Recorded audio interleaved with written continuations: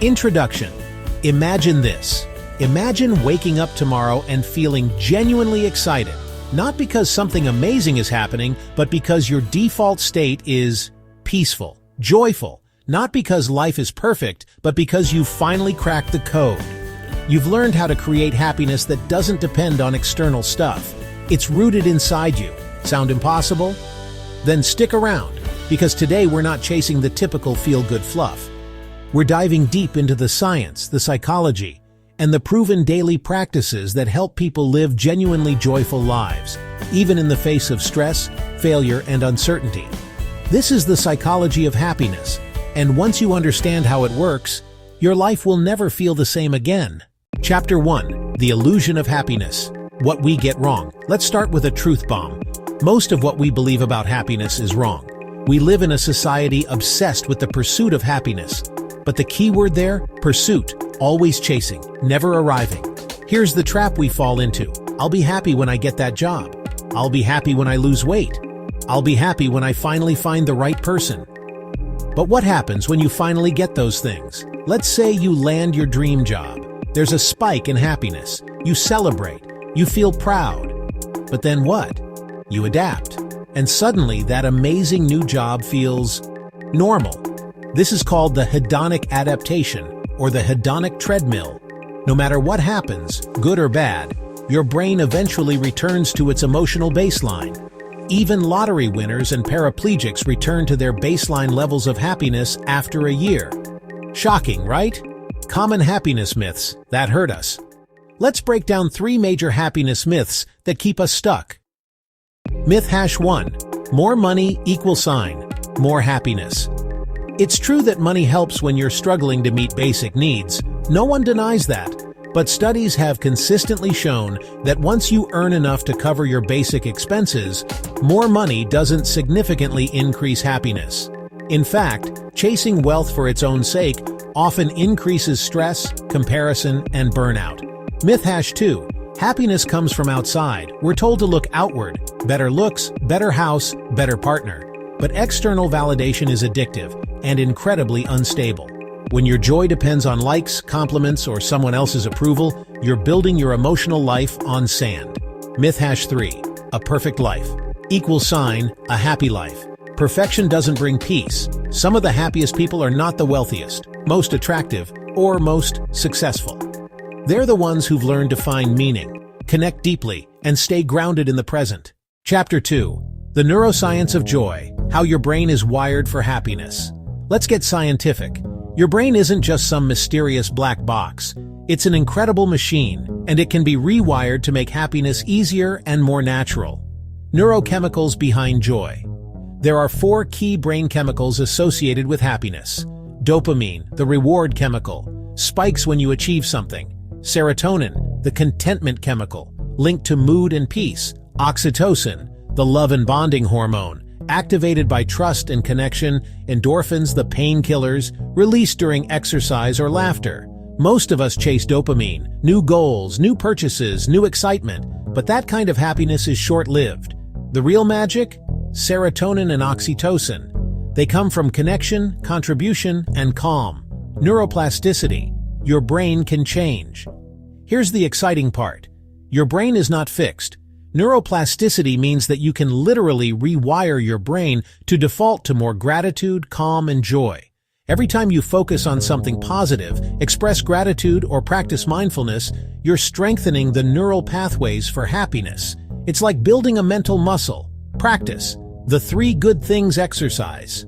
Before you go to sleep each night, write down 3 things that went well today, even small ones. The sun was shining. I had a nice lunch. My friend sent a funny meme. This simple nightly ritual boosts well-being, improves sleep, and rewires your brain to notice the good more often.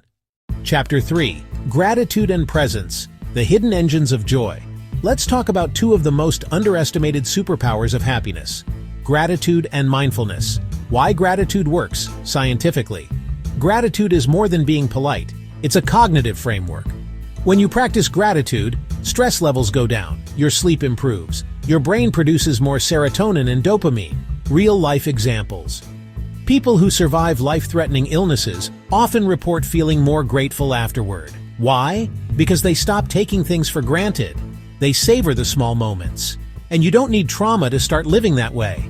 Shift from scarcity to abundance. Scarcity says, there's not enough. I'm not enough. If they succeed, I lose.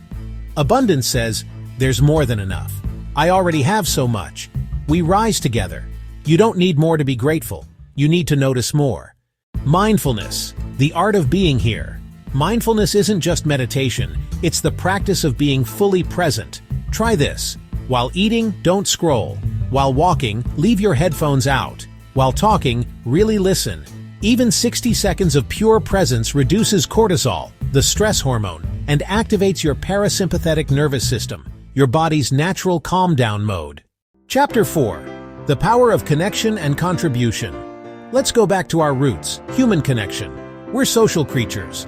From tribal communities to modern societies, our survival has always depended on others. And happiness? It follows the same rule.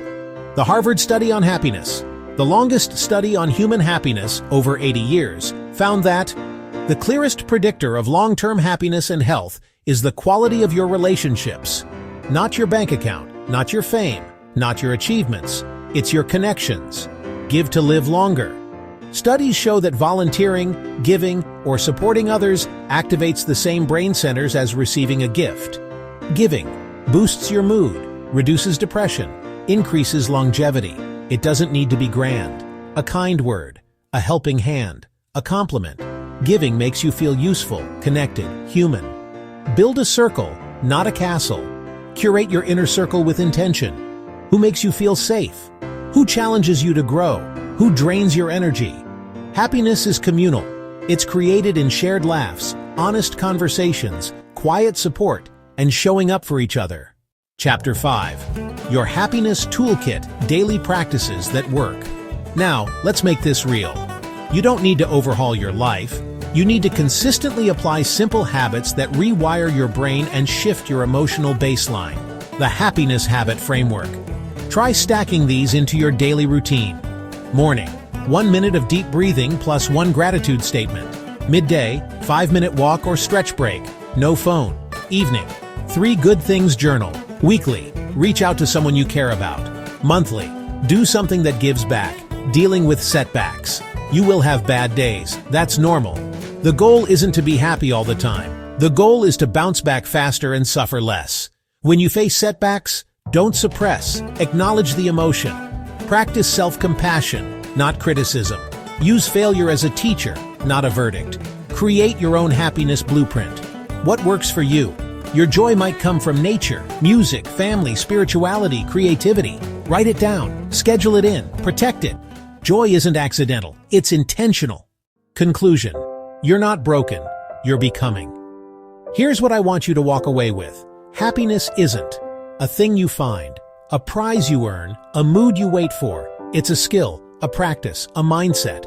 And like any skill, you get better at it the more you use it. You have the tools, the awareness, the science. Now all you need to do is start where you are. Remember, gratitude grounds you, mindfulness centers you, connection fuels you, giving expands you, daily habits shape you. You don't need to be perfect. You just need to be present. If you found this powerful or eye-opening, don't keep it to yourself. Share it with someone you love. Drop your biggest takeaway in the comments. And hit that subscribe button for more science-backed content to help you live with clarity, joy, and intention. Until next time, live fully, love deeply, be kind to your mind. Know more. Be more.